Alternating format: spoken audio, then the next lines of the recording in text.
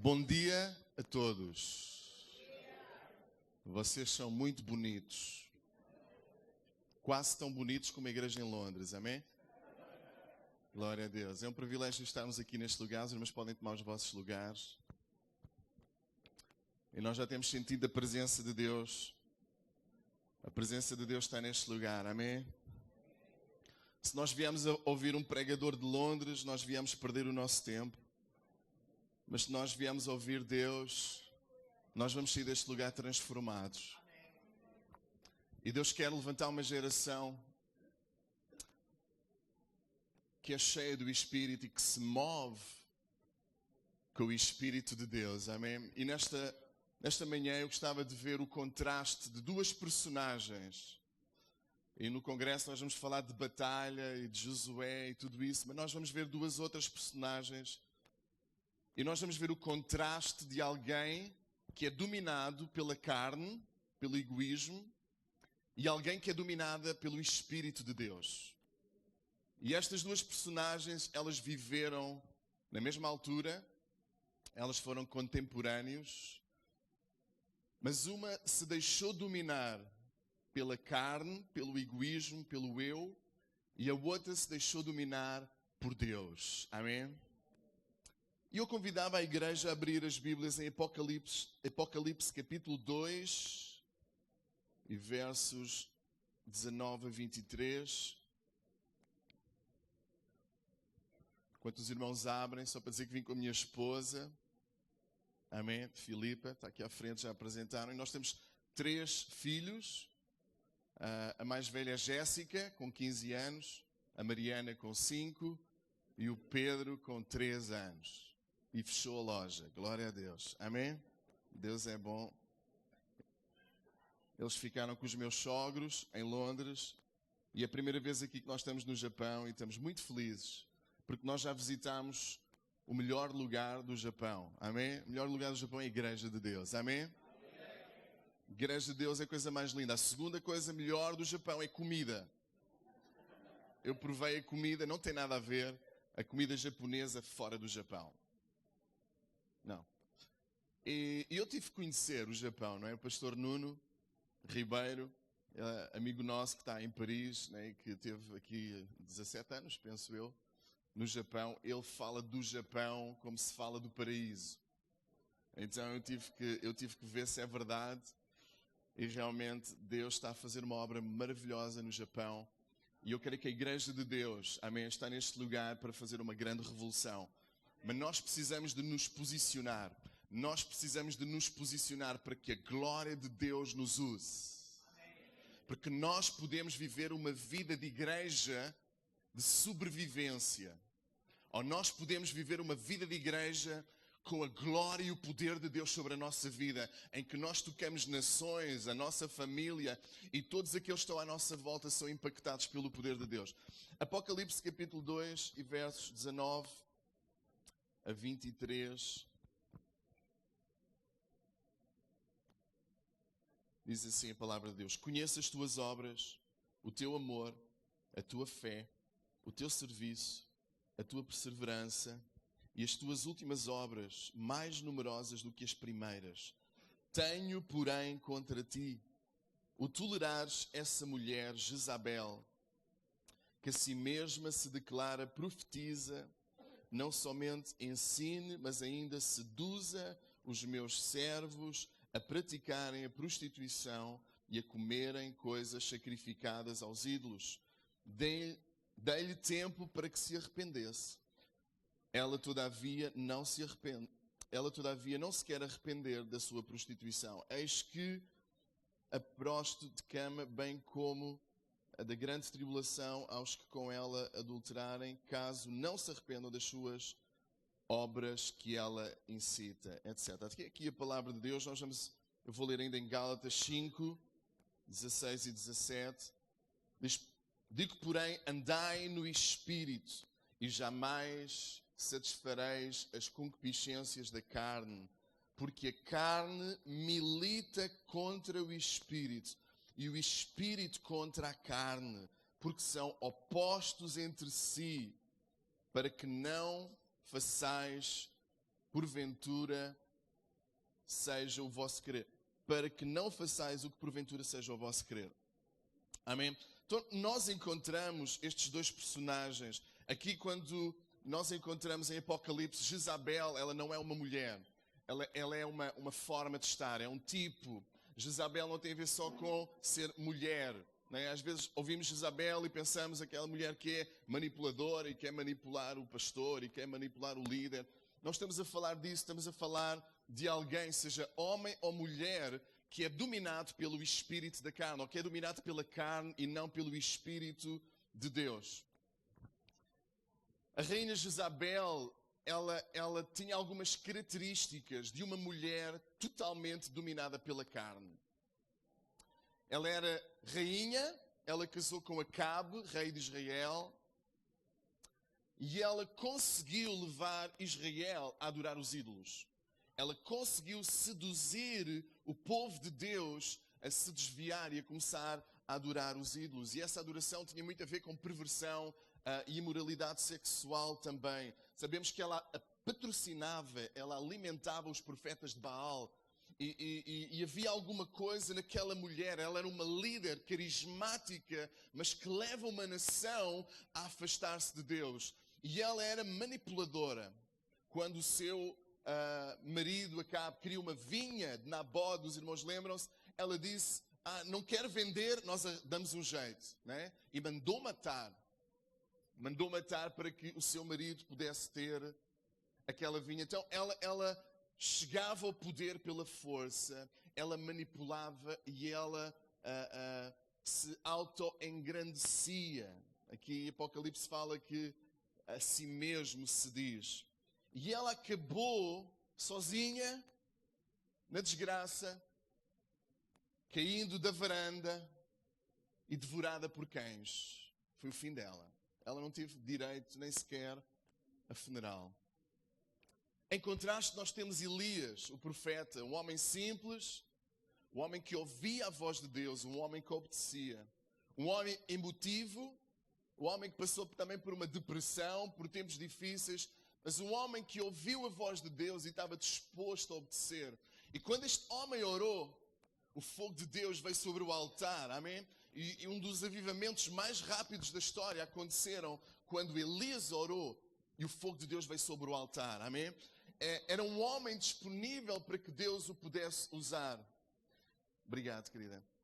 E Deus usou de uma forma extraordinária este homem. Sabemos que o final dele foi glorioso. Ele não provou a morte, ele foi levado um carro de fogo para o céu. E é interessante que duas personagens aparecem para edificar ou consolar ou animar Jesus no Monte da Transfiguração. Um deles é Elias. Elias e Moisés aparecem no Monte da Transfiguração para encorajar Jesus a prosseguir até à cruz e a não desfalecer. Elias era um homem cheio do Espírito Santo de Deus. E nós vamos ver que na nossa vida, Jezabel não é a irmã que está ao nosso lado. Jezabel não é aquela pessoa. Jezabel está aqui dentro. É o espírito que milita contra a carne. E nós temos que aprender como filhos de Deus que nós somos guerreiros. Nós não somos escravos. Nós não somos escravas. Nós somos guerreiros de Deus. Amém? Amém. Tem algum guerreiro aí? Aleluia. E a nossa maior batalha não é contra uma doença. A nossa maior batalha não é adaptação do Japão. A nossa maior batalha não é o nosso patrão. A nossa maior batalha não é depressão. A nossa maior batalha não é 12 ou 15 horas por dia de trabalho. A nossa maior batalha não é comprar uma casa aqui. A nossa maior batalha não é nossa esposa ou sogra ou marido ou filhos. A nossa maior batalha é contra a nossa carne. E se nós entendermos que a nossa carne luta contra aquilo que Deus quer fazer em nós, nós vamos alimentar o nosso espírito e nós vamos nos alinhar com Deus. Jesus veio para ser o nosso modelo perfeito, amém?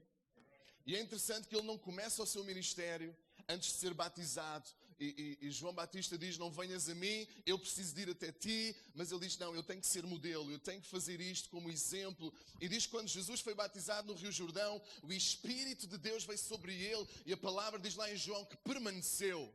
E nós temos que viver de forma a entender que o Espírito Santo é sensível, e veio em formato de pomba, e colocou-se no ombro. O Espírito Santo não é uma pomba, não é vento, mas são símbolos daquilo que Ele é.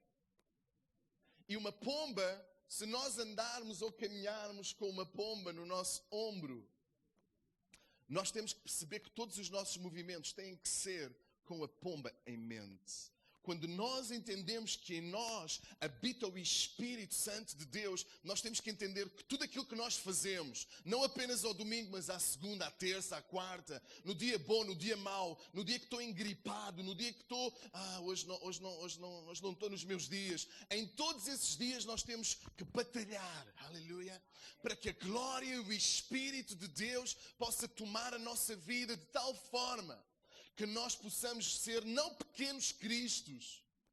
Alguns falam que cristão é pequeno Cristo. Nós possamos ser como Ele, porque João 12, 14 diz lá que o próprio Jesus disse que é verdade isto que eu vos digo, que aqueles que creem em mim, quantos creem em Jesus, farão as obras que eu fiz ou que eu faço e maiores do que estas, porque eu vou para o Pai. Então aquilo que o nosso Jesus disse, Ele não diz, eu quero que tu sejas um pequeno Cristo, Ele diz, eu quero que tu faças aquilo que eu fiz. E eu quero que tu vás mais longe daquilo que eu fui, porque esse é o coração de Deus. Mas nós temos que entender que nós precisamos de ser guerreiros. Como é que eu sei que a carne está a tomar espaço que não lhe pertence? Uma das primeiras coisas que Jezabel instituiu foi a idolatria e a imoralidade sexual. A sedução, a perversão. Hoje é uma arma poderosíssima. Quer vender Pepsodent, pasta dos dentes? Alguém vem seduzir. Quer vender um carro? Um homem, bem. Então a sedução está em todos os ramos da sociedade. E nós precisamos de entender que se nós trocamos o plano de Deus para o sexo, nós estamos a torná-lo um ídolo. O que é isso? Quando Deus instituiu e Deus criou a família, e Deus criou o sexo, e sexo é a ideia de Deus dentro do casamento entre duas pessoas que se aliançaram para a vida inteira, para estarem juntos. Deus tinha um propósito. O que é que o diabo quer fazer? Distorcer o plano perfeito de Deus. E é verdade que hoje em dia, uma das coisas que o diabo tem tentado fazer é que o homem e a mulher já não se encontrem. Tu podes ter o teu prazer, tu podes ter a tua satisfação, tu não precisas de filhos, tu não precisas de casar, tu não precisas de nada disso. E nós inventamos uma sociedade que não precisa de alguém para se relacionar. E nós tornamos o sexo um dos maiores ídolos dos nossos dias. A verdade é esta. E nós precisamos de entender que hoje talvez uma criança com 8, 9 anos já tem acesso a imagens que nós talvez só com 18, 19, 20 anos é que nós tivemos expostos a estas imagens. Hoje parece que é normal. É normal, às vezes, em vez de ter mulher, compra uma boneca e fotografa a boneca. E vês fotografias com a boneca e tem relações com a boneca. Isto não é vontade de Deus. O homem, em vez de conquistar uma donzela, em vez de cortejar uma donzela e orar para encontrar alguém de Deus, prefere estar lá com a magazine, com a revista ou num site. Este não é o plano de Deus. O plano de Deus é maravilhoso. O plano de Deus não é que nós possamos estar todo o nosso tempo livre a jogar PlayStation, à espera do novo jogo, à espera da nova PSP, à espera do novo grafismo. Há alguma coisa melhor que nós podemos edificar e construir. E é tempo de nós como igreja dizermos, basta, eu quero o plano de Deus e eu quero desfrutar aquilo que Deus tem para mim. A segunda coisa que nós podemos ver em Jezabel é rebeldia, oposição à verdade. Transformar aquilo que é verdadeiro em mentira e aquilo que é mentira em verdade. E ela perseguiu Elias e os profetas de Deus. E ela trouxe falsos ensinos. E nós estamos a falar este espírito entrar na igreja. O pastor estava a falar acerca de algumas heresias, a questão de Jesus, né? Não ser Deus, ou Jesus não ser homem. E todas estas heresias, hoje em dia nós lutamos em Londres, e acho que um bocadinho em todo lugar, com a questão da graça barata, com a questão da hipergraça, com a questão do universalismo. O que é isto? É uma graça que não transforma. É uma graça que não muda o nosso estilo de vida. É uma graça que não nos repele ao pecado. É uma graça que apenas abraça o perdão de Deus, mas não há transformação no nosso estilo de vida. E eu não estou a falar de legalismo. Eu não estou a falar de religião. Eu não estou a falar de regras humanas. Eu estou a falar de uma graça que transforma o coração do homem. E nós não somos mais os mesmos. Mas nós temos que entender, como Paulo: já estou crucificado com Cristo e vivo não mais eu, mas Cristo vive em mim. Aleluia. Nós queremos uma graça que abraça o homem como ele está, mas que o transforma e o transforma dia a dia para ele ser como Jesus. Aleluia. Poderoso como Jesus e santo como Jesus. Nós temos que refletir Cristo. Deus não veio chamar para nós conhecermos muita teologia, para nós virmos à igreja e aqui somos família, e até tem almoço no fim, e até tem amigos, e dentro de uma nação que não é nossa, uma língua difícil. É tão importante nós termos uma família. É vital isto, estarmos na casa de Deus. Mas Deus não quer apenas que tu venhas à igreja evangélica. Houve uma altura na minha vida, e o meu pai, pastor, então eu estava sempre na igreja, era ensaios, era cultos, era reuniões de oração, igreja, igreja, igreja. Houve uma altura que eu disse: não, eu quero experimentar outras coisas, eu quero experimentar os jogos, eu quero experimentar aquilo que o mundo tem para me oferecer. Mas havia uma mulher a orar por mim, havia a minha avó a orar por mim. E é um perigo quando mães e avós oram. Nós tentamos nos desviar, mas fica muito complicado. Fica muito difícil. Deus diz: não dá para desviar, amigo, tem uma mulher a orar por ti. E Deus pega na nossa orelha e traz-nos de novo. Então nós nem conseguimos pecar como deve ser, nem conseguimos desfrutar de nada. Então, não, mais vale estar mesmo na igreja como deve ser. Mas há uma altura que nós pensamos que lá fora tem coisas melhores. Mas aqueles que já experimentaram o que o mundo tem para oferecer, no final, no princípio é bonito, mas depois é amargo, é fel. No princípio não importa com quem namoras, não importa, né, ter relações, mas depois a barriga começa a crescer fora do casamento e o teu namorado já não atende às tuas mensagens, e o teu namorado que gostava tanto de ti, de repente já começa a dizer: não, é melhor ir a uma clínica para abortar, tu és muito nova, e de repente começa-se a pessoa a sentir rejeição. Isto acontece no nosso meio porque o plano de Deus é perfeito, mas o diabo vai tentando dar ali uma contornada.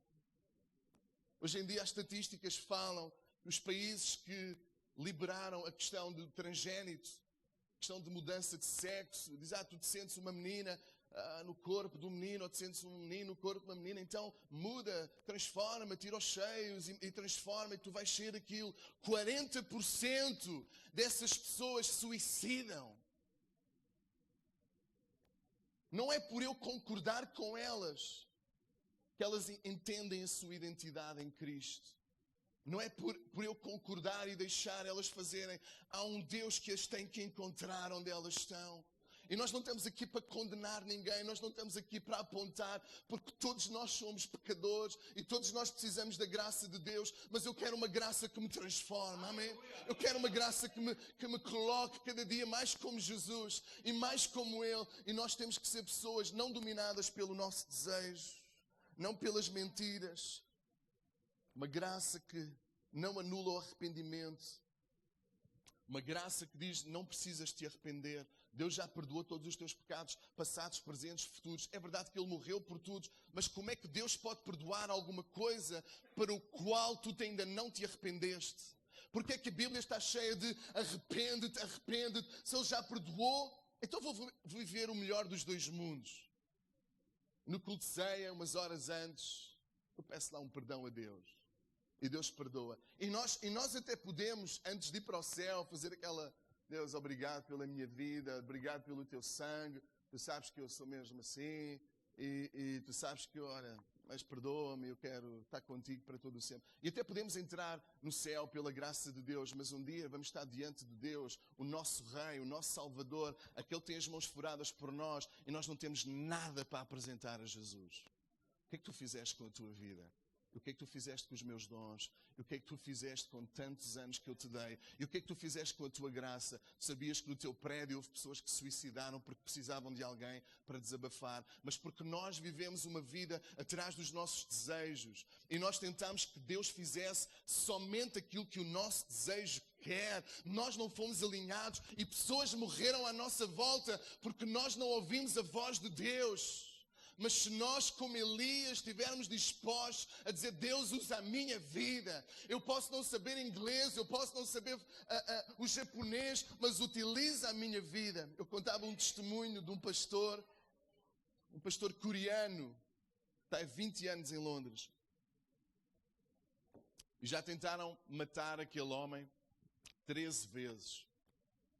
Por ele evangelizar nas ruas e por ele evangelizar toxicodependentes, drogados, prostitutas e pessoas não gostarem dele pregar o evangelho. E ele, quando chegou lá, ele só sabia uma palavra: Jesus. E ele ia evangelizar com um folheto na mão, Jesus. E as pessoas falavam com ele em inglês e ele, Jesus, Jesus, Jesus, Jesus. E de repente, Jesus começou a transformar gente da rua. Começou a transformar pessoas que viviam das drogas e os transformou. Hoje são pastores e homens de Deus que vão às prisões, têm família, têm filhos e Deus os libertou. Às vezes nós dizemos que lá em Londres é a mesma coisa. Não, eu vou alcançar os portugueses, os brasileiros, eu vou alcançar os italianos, bolivianos, hispanos, ainda vai. Mas os ingleses não, né? Nós achamos sempre que não nos vão ouvir. Mas nós temos uma coisa que eles não têm. Nós temos Jesus. Nós temos Jesus. Nós temos Jesus.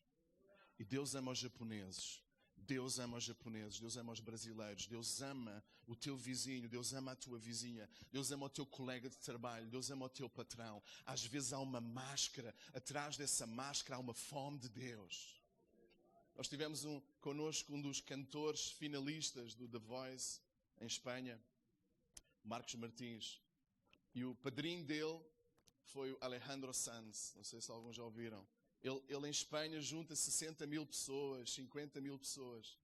Mas aquele homem tem sede de Deus. E o Marcos Martins, durante o seu percurso na televisão, a cantar do The Voice, ele fez uma amizade grande. E agora ele convida-o para ele ir aos concertos, para pregar e orar aos músicos e aos cantores e aos técnicos de som antes de cada concerto. E o Marcos estava a dizer, Deus, o que é que eu tenho para eles? Eles têm mais talento do que eu, eles têm mais dinheiro do que eu, eles têm mais fama do que eu, eles já experimentaram mais coisas do que eu sou mais novo do que eles todos. O que é que eu tenho? O que é que eu tenho para dizer? Às vezes a gente gosta de evangelizar com uma sopa, nós gostamos de evangelizar com uma sandes, nós gostamos de evangelizar ajudando alguém, mas ele já tem tudo isso. E Jesus disse, e que tal falares de mim? Tu tens Jesus. Muitos deles vão para o seu quarto depois de atuarem para 60 mil pessoas completamente sozinhos, completamente isolados, completamente depressivos. Ou acham que é por acaso que tantas estrelas e celebridades se suicidam porque estão rodeados de tanta coisa e de nada. De tanta coisa e de nada. O mundo não satisfaz, o dinheiro não satisfaz, o sexo não satisfaz. Há uma fome no ser humano que só pode preencher-se por um relacionamento pessoal com Deus. A tradição, a religião não chega. É preciso nós conhecermos este Rei maravilhoso, Jesus. Aleluia. E nós temos Jesus, amém? Nós temos alguma coisa para transmitir. Terceira coisa de alguém que começa a ser dominado pela carne é fome pelo poder e influência. Normalmente estas pessoas estão coladas a pessoas de influência. Elas querem influenciar, elas querem falar, elas têm sede, não de servir, mas de cargo. Dá um nome bonito que elas estão lá. Mas para servir não dá, pastor. Não dá, essa hora não dá, né? Agora quando alguém vem para a minha igreja e diz, eu sou pastor, sou pregador, amém, glória a Deus, sou cantor e faço, aconteço. Diz, amém. Chegou lá um que era pastor em África de igreja, 2.000 pessoas. Amém. Pastor, o que é que precisa? Nós estamos a precisar muito que alguém chegue 1h30 antes do culto para montar as cadeiras. Nós precisamos de ajuda para pôr as colunas, porque nós alugamos um espaço e temos que montar instrumentos e cadeiras, temos que montar... Irmão, venha 1h30 mais cedo, nós precisamos de si. Apareceu uma vez só. Depois fui saber que, afinal, a igreja era de outro pastor, né? Ele era apenas membro congregado. Nós estamos à espera de quê? De títulos? Nós estamos à espera de quê? De tocar ali em cima? Tocar ali em cima é para quem é servo, é para quem trabalha, é para quem se dedica, é para quem ora, é para quem chora. Ser pastor não é porque nós somos alguma coisa, é porque nós choramos e nós levamos o vosso peso, o peso da vossa família e o peso da vossa casa.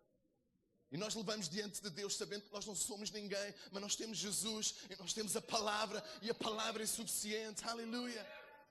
Que Deus crie em nós não uma sede de sermos grandes, não uma sede de sermos maiores do que os outros, mas uma sede de sermos servos de Deus, servas de Deus. Que importa que Ele cresça e que nós possamos diminuir. Quando nós começamos a ficar vaidosos, cuidado, não ser o burro vaidoso. Conhece o burro vaidoso? O burro vaidoso chega ao pé da sua mãe e diz, mamãe, hoje foi o meu dia, finalmente. As pessoas realmente reconheceram o meu talento e a minha beleza. E a mamãe disse, mas porquê? Olha, hoje puseram folhas de palmeira à minha frente. Sério, filho? Sério. E até me chamaram um novo nome. Chamaram-me de Osana. Osana, filho. Então, e a mãe burra, né, assim mais experiente, que não era nada burra, diz, e quem é que estava em cima de ti? Acho que é um Jesus de Nazaré. Às vezes nós pensamos que por Deus nos usar, por nós termos um talento, que nós somos alguém, mas na verdade quem é Ele. Ele em nós, Ele em nós, Ele em nós, Ele em nós. E se é Ele em nós, irmão, então nós vamos deixar que Ele tome a nossa vida totalmente nas suas mãos e nos use para a sua glória, aleluia. Ainda que a gente saiba apenas uma palavra em japonês, aleluia, nós vamos evangelizar, nem que seja com um folheto, nem que seja com um abraço, nós vamos evangelizar. Eu estava a ouvir que as pessoas no Japão, algumas têm que pagar para terem um abraço de alguém. Algumas pessoas pagam 2 horas para fingir que é namorado. Algumas pessoas pagam para ter um casamento, mas sem noivo, só para vestir o vestido de noiva. Alguma coisa está a falhar aqui. Nós precisamos de Jesus, amém? Jesus tem o plano perfeito. Jesus ama as pessoas de uma forma perfeita. Eu sei que na imigração em Londres é igual. Nós vimos para aqui, nós trabalhamos o dobro. Nós temos despesas. Não é a nossa língua. Aleluia, glória a Jesus. Amém. E às vezes temos filhos mais novos. Nós temos também 3. Uma adolescente.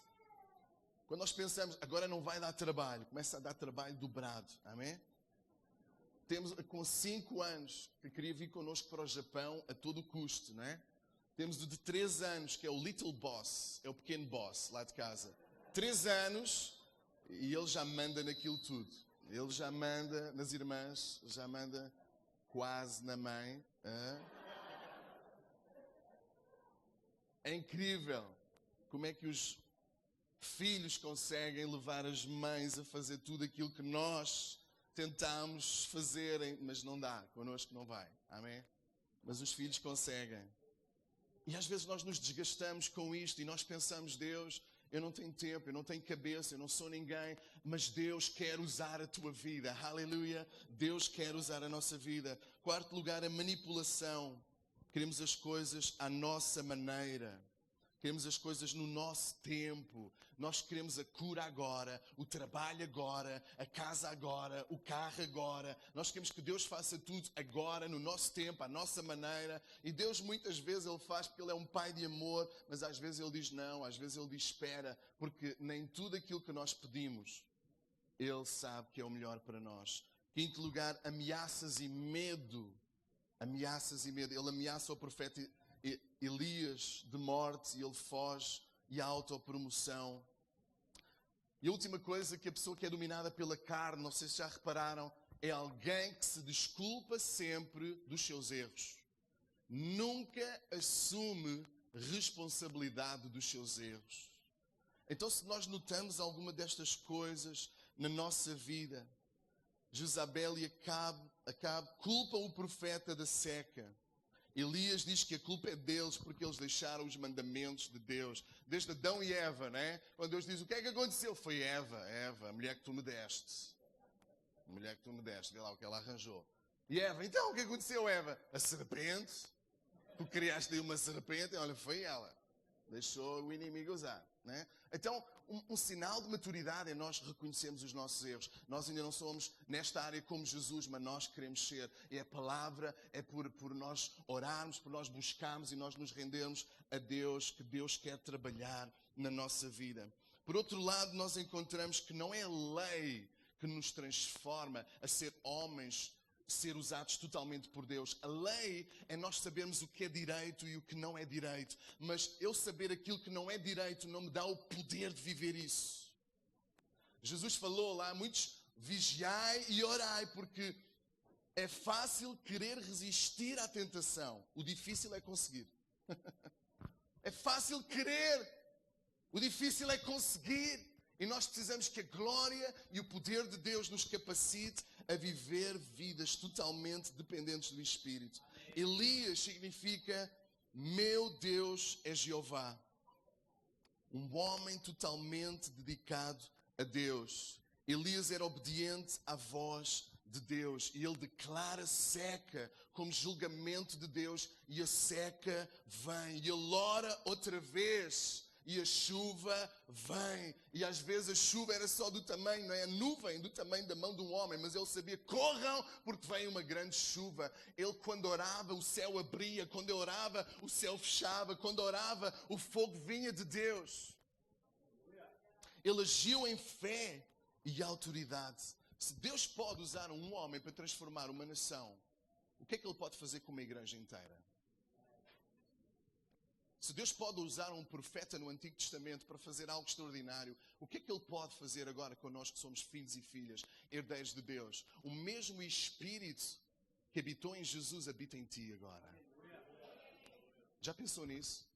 Se Jesus cumpriu o seu ministério como Deus, todos os seus atributos, eu fico impressionado, mas eu não me sinto impelido a fazer o mesmo. Ele é Deus, eu sou humano. Ele é Deus, eu sou humano. Mas se Jesus fez tudo aquilo que fez, sendo Deus, mas se esvaziou a si mesmo para fazer debaixo da unção do Espírito Santo, para dizer, vocês têm o mesmo Espírito em vós. Para saber que nós podemos fazer os mesmos feitos que eles fizeram, se nós estivermos plenamente alinhados com Deus. E por causa da cruz e do seu sangue, Deus nos aceitou, em nós habita o Espírito de Deus. Nós precisamos de uma visão ampliada de quem Ele é. Eu lembro que nós fomos para as ruas, e no dia que nós fomos para as ruas fazer evangelismo, era o dia que LGBT iam para as ruas, o movimento LGBT iam para as ruas, homossexuais, lésbicas, etc. E eram milhares. Eu digo, Deus, nós somos 30 ou 40 e eles são milhares. Milhares. E eu estava, Deus, Tu és tão bom e és tão grande, mas por que Tu não ages de uma forma maior? E Deus diz-me, olha, um sopro meu. Um sopro meu. Aleluia. Abriu o mar vermelho. Um sopro meu. Uma oração desceu fogo do céu. Não fiques impressionado com aquilo que o diabo está a fazer. Porque um sopro de Deus, um avivamento de Deus, um homem de Deus, alguém que se disponibiliza para estar na brecha. E Deus pode usar alguém para abalar uma nação. Deus pode usar alguém para abalar um continente inteiro para a glória de Deus. O que fará se amanhã acordassem 10 pessoas aqui que começassem a fazer as mesmas coisas que Jesus fez? O que aconteceria se amanhã 20 de nós acreditássemos que nós podíamos fazer os mesmos feitos de Jesus? Nós íamos virar o Japão de pernas para o ar. Em quanto tempo? Não sei. Rápido. Muito rápido. Muito rápido. Mas nós precisamos alinhar a nossa vida. Nós precisamos de alinhar a nossa vida com o Espírito Santo de Deus. Eu não acredito que Deus é um Deus de derrota. Deus é um Deus de vitória. Amém. Aleluia. Eu acredito que nestes últimos dias vai haver uma colheita como nunca houve na face da terra. Aleluia. E Deus está à espera de nós. Deus está à espera de nós. Deus quer ampliar a sua visão de nós. João, ele conhecia Jesus, o discípulo amado. Ele conheceu Jesus, ele viu os milagres. Ele viu Jesus lá na ilha de Patmos. Mas cada vez que ele via Jesus numa nova revelação, ele se maravilhava com aquilo que Deus é. Deus é maior do que aquilo que nós sabemos. Deus é maior do que aquilo que nós já experimentamos. E Deus quer derramar alguma coisa nova e sobrenatural na igreja de Deus através da nossa vida. Aleluia. Ele conhecia e confiava em Deus. Até quando estão divididos entre dois pensamentos. Se o Senhor é Deus, seguiu. Se Baal é Deus, seguiu. Olha, mas ele reparou o altar e ele fez uma simples oração e o fogo veio do céu. Ele tinha compaixão pelos outros. Ele ressuscitou o filho da viúva. O azeite da farinha não se acabou até o final da seca. Mesmo nos piores dias, Deus estava com ele. E Deus diz: o que é que tu fazes aqui, Elias? Há dias maus, há dias difíceis, mesmo para nós que somos crentes. Há dias em que parece que nós não vamos conseguir. Há dias que parece que nós não vamos conseguir, mas eu quero dizer que nós vamos chegar ao outro lado e que Deus tem mais para nós. E aquilo que parece hoje impossível, amanhã vai ser apenas o aquecimento daquilo que Deus tem para nós. Talvez os pastores, quando assumiram esta igreja, pensaram: como é que nós vamos conseguir encher esta igreja com pessoas? É tão grande. Hoje eles procuram, nós temos que fazer mais cultos e nós temos que ir para lugares maiores, porque Deus é um Deus que faz coisas extraordinárias acontecerem. Aleluia. Quando nós acreditamos que nós não vimos ao culto, mas nós somos o culto por onde quer que a gente passe. Nós somos a arca da presença de Deus. Ele agora não habita num templo, no tabernáculo, na arca da aliança. Ele agora habita em ti. Aleluia. Ele agora habita em nós. Mas nós temos que nos consagrar a Deus. E nós temos que dizer: Deus, tu sabes que eu na minha força não consigo. Deus, esvazio-me de mim. Toma a minha vida para a tua glória. Toma a minha vida para a tua glória. E quando nós tomamos uma decisão: Deus, eu não vou continuar mais a viver este pecado. Eu não vou continuar mais a viver neste vício. Sabe quem aprende com os vícios? O diabo. É por isso que ele nos quer manter em ciclos viciosos. Em ciclos. A mesma casca de banana, a mesma tentação. Ele conhece o teu ponto fraco e ele quer que tu fiques em círculos. Mas Jesus veio para desfazer as obras do diabo. E quando nós sabemos quem nós somos, aleluia, e quem habita em nós, maior é aquele que habita em ti. Diz ao irmão que está ao teu lado: maior é aquele que está em ti. Maior é aquele que está em ti. Aleluia.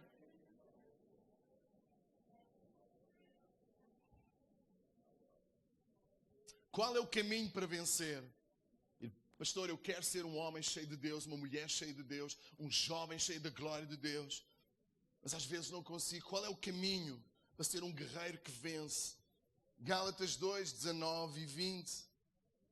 Pois quanto à lei estou morto pela própria lei, a fim de viver para Deus. Eu fui morto com Cristo na cruz, assim não sou mais eu quem vivo, mas Cristo em mim. E a vida que agora vivo na fé do Filho de Deus, que me amou e se deu a si mesmo por mim. como é que eu sei que eu morri com Cristo? Quando os desejos da carne já não me dominam. Quem é que tu és? Tu não és os teus vícios, tu não és o teu passado, tu não és as tuas fraquezas, tu não és aquilo que os outros disseram de ti, tu não és um fracasso, como talvez a tua mãe e o teu pai disseram. Tu não és aquilo que a lei brasileira diz de ti. Tu és aquilo que Deus diz. E Deus diz que em Cristo tu és manso, tu és humilde, tu és amor, tu és poderoso, tu és sobrenatural, tu és amado, és amada, tu és alguém que vais mudar o mundo à tua volta.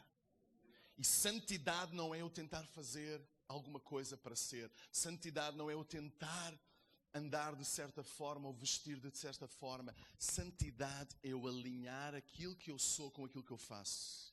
Santidade é eu alinhar aquilo que eu sou em Cristo. E à medida que eu sei aquilo que eu sou, aleluia, as minhas atitudes vão refletir aquilo que eu sou. E a cada dia nós temos que morrer. Ou para nós irmos para o Japão não tivemos que morrer. Não tivemos que deixar.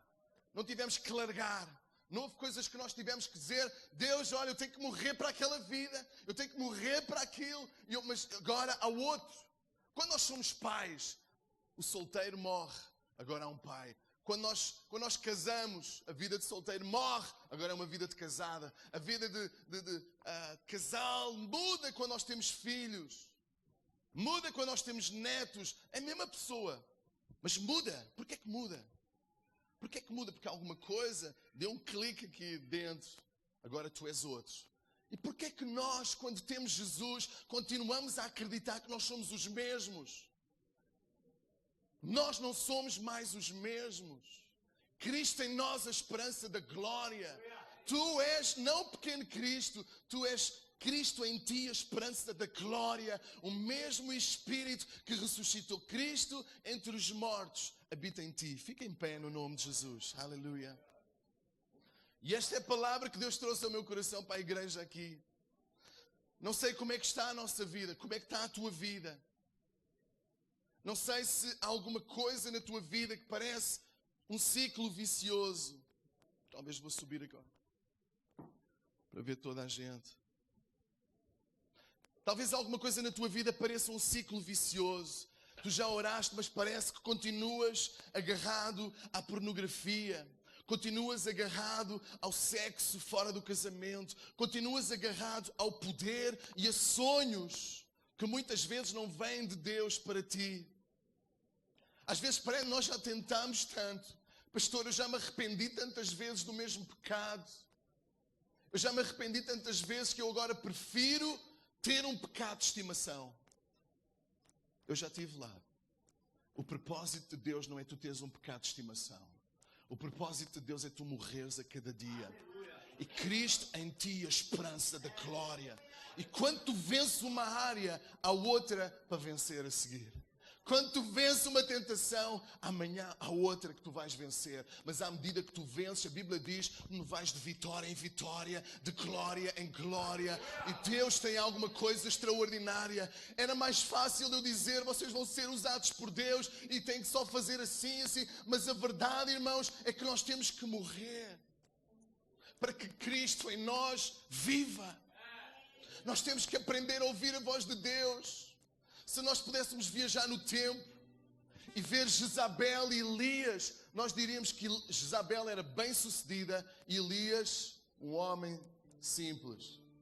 Nós olhávamos para Jezabel e dizíamos, esta é uma mulher influente, esta aparece nas capas de revista, esta veste bem, esta é influente, esta é poderosa, o que ela fala aparece na TV. E nós olhamos para Elias, este homem só fala doideiras. Este homem só fala coisas que não têm sentido. Só fala de Jesus, só fala disto. Mas no final das contas, Aquela mulher viveu amargurada, consumida, porque não se arrependeu. Elias foi tomado. Elias viu a glória de Deus. Elias ouviu o sopro de Deus, mesmo na sua depressão. Ele ouviu Deus quando ele não estava bem. Ele ouviu Deus no momento de angústia. Eu estive lá também. Nós começámos a igreja há 5 anos atrás. Recomeçámos do zero praticamente. E depois de nós, plantar a igreja é exaustivo. E nós passámos por uma série de processos bem difíceis. E eu lembro-me, à altura, nós tivemos que trabalhar bastante. A Filipa estava grávida da Mariana. E era uma gravidez de risco. Ela já tinha perdido um bebê anteriormente. E nós estávamos a dizer, Deus, nós estamos desanimados, nós estamos cansados. E nós lutámos. E de repente eu fui abaixo. Eu não tinha vontade de me levantar da cama. Eu não tinha vontade de comer. Eu não tinha vontade. Eu só queria chocolate e dormir. Chocolate e dormir.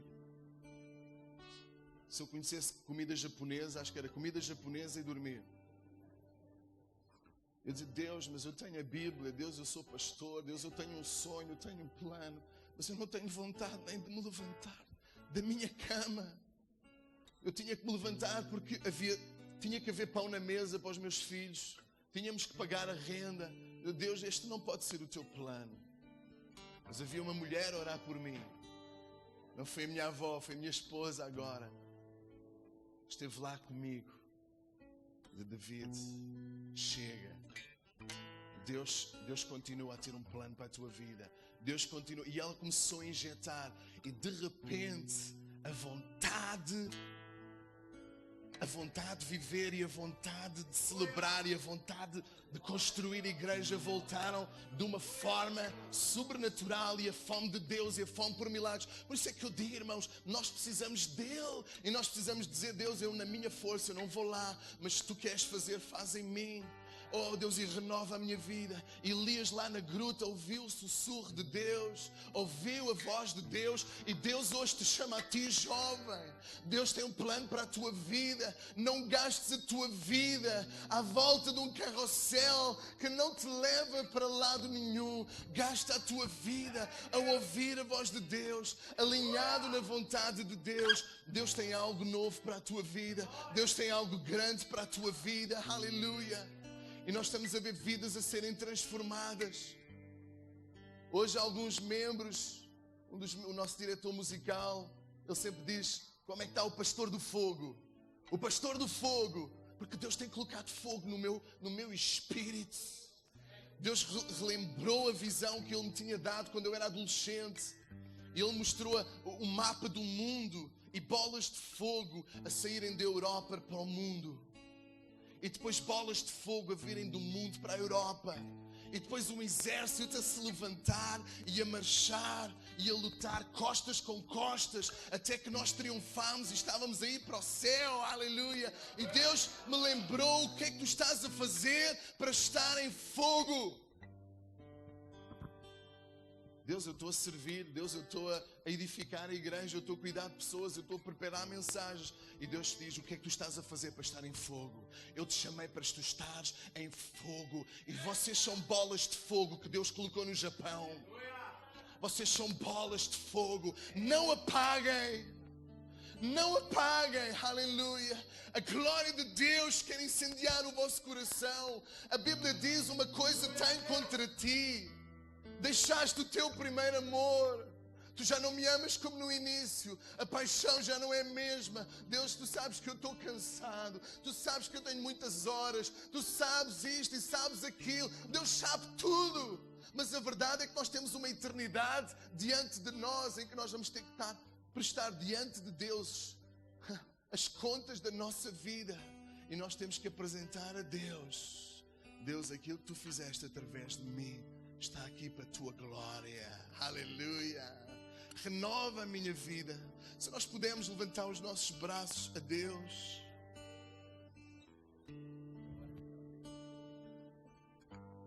Pastor, o que é que eu preciso de fazer? Todos nós erramos, ninguém é perfeito. Mas se o Espírito Santo de Deus te convenceu de alguma área em que tu estás a dar espaço à carne, ao ego, ao fruto da carne e não o fruto do Espírito, arrepende-te. Arrepende-te. Há graça para ti se te arrependeres.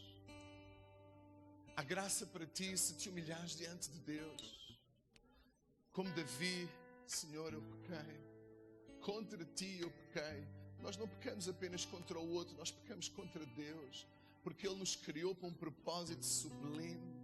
E é por isso que às vezes o fogo acaba, porque nós damos espaço ao eu, nós damos espaço ao eu, e nós damos tantas razões para o eu estar lá, mas Deus quer que nós possamos estar crucificados com Cristo. E possamos dizer, vive não mais eu, mas Cristo vive em mim. Quantos Elias de Deus temos nesta manhã, neste lugar? Quantos homens e mulheres temos neste lugar que dizem, Deus, eu quero passar a minha vida não apenas a dizer que fui corajoso por ter emigrado para o Japão, não apenas para ter dado uma melhor condição de vida para os meus filhos e meus netos, mas Deus, eu quero, Deus, chegar à jornada e dizer, Deus, eu fiz tudo aquilo que Tu me disseste para fazer. Como Jesus, Ele disse, Pai, se é possível, passa de mim este cálice, mas não se faça a minha, mas a Tua vontade. E quando Ele estava na cruz, Ele disse, está consumado, eu fiz tudo aquilo que Tu pediste para eu fazer. Talvez Deus não te tenha chamado para a África, talvez Deus não tenha chamado para pregar como pastor, mas Deus te chamou para seres um homem e uma mulher cheia do Espírito Santo de Deus. A minha avó nunca pregou. A minha avó tinha calos nos joelhos por orar horas e horas diante de Deus. E um dos dias que ela estava no quarto de oração, ela diz que se levantou para fechar a janela. A janela, ela sentiu o vento no seu cabelo e o seu cabelo começou a esvoaçar e ela levantou-se para fechar a janela. Mas a janela estava fechada, a porta estava fechada, era a presença do Espírito Santo de Deus. E nós precisamos dessa presença. Vocês sabem qual é o melhor do céu? O melhor do céu é a presença de Deus. O melhor do céu não é ruas de ouro. O melhor do céu não é haver pecado. Às vezes nós ambicionamos pelo céu porque não tem lutas, não tem pecado, não tem dores. E nós vamos ter ruas de ouro e nós ambicionamos, mas o melhor do céu não é isso. O melhor do céu é a presença de Deus. A presença de Deus é o melhor do céu. E a presença de Deus é algo que nós podemos experimentar aqui e agora, se nós consagrarmos a nossa vida. E não há nada melhor que a presença de Deus. Vamos dizer, Deus, toma a minha vida, eu me arrependo diante de Ti e usa a minha vida para a Tua glória. Talvez nós temos alguém como Sansão, Deus já usou no passado, mas Tu deste uma brecha, Tu deste uma abertura para que o diabo viesse. Sim, Tu estás na igreja, Tu tocas, tu até fazes muita coisa, mas Tu deste uma brecha e Tu entendeste que aquilo começou a sugar a Tua vida. Mas hoje Tu estás diante de Deus, Deus, utiliza-me mais uma vez para a Tua glória. Se Tu me deres mais uma oportunidade, e diz que na Sua morte Ele matou mais, Ele fez mais aquilo que era o propósito do que durante toda a sua vida. Num instante Deus pode usar a tua vida para mudar uma nação inteira. Talvez todos nós já ouvimos falar daquele discurso da Greta, discurso ecológico daquela menina de 15 ou 16 anos, estava muito zangada porque estão a destruir o planeta. Num instante aquele discurso alcançou o mundo. Alguns de vocês viram isso? Imagina, eu do outro lado do mundo também vi. Um discurso de 2 minutos chegou ao mundo. O que fará a glória de Deus através da tua vida? O que fará o milagre de Deus na tua vida? Aleluia! Num instante todo o mundo pode acordar a saber da glória de Deus, a saber que Deus está vivo, a saber que Deus é real. Aleluia! A Filipa vai ministrar e eu gostava que nós pudéssemos ser permitidos, amém? Nós pudéssemos reconsagrar a nossa vida e dizer: Deus, hoje morre Jezabel e hoje Elias é edificado na minha vida. Eu quero ser um tipo de alguém plenamente usado por Deus. E esta palavra foi dada para a igreja. Então é provável que na nossa jornada cristã estas batalhas às vezes são mais ferozes e outras vezes nós estamos mais on fire, mas todos os dias nós precisamos de batalhar para que Cristo em nós seja edificado e construído. Aleluia! E se tu queres hoje dizer, Deus, usa a minha vida para a tua glória. Aleluia! Gostava de convidar a sair do teu lugar, se é possível. Amém? Dizer, Deus, utiliza a minha vida para a tua glória, Deus. Eu fecho hoje, Deus, um ciclo da minha vida, Senhor. E eu abro outro ciclo, Deus. Eu quero que tu uses a minha vida para a tua glória. Eu quero fechar um ciclo na minha vida. Eu quero abrir outro ciclo na minha vida. Eu quero que a minha vida seja, Senhor, plenamente utilizada nas tuas mãos para a tua glória. E quando nós ministramos, se és tu, aleluia, e tu queres reconsagrar a tua vida a Jesus, e tu queres levar este cristianismo ainda mais a sério, tu queres voltar ao primeiro amor e queres ser usado para a glória de Deus, sai do teu lugar e vem à frente e começa a dizer, Deus, eis-me aqui, Senhor. Usa-me para a tua glória, Senhor. Utiliza a minha vida em nome de Jesus. Aleluia.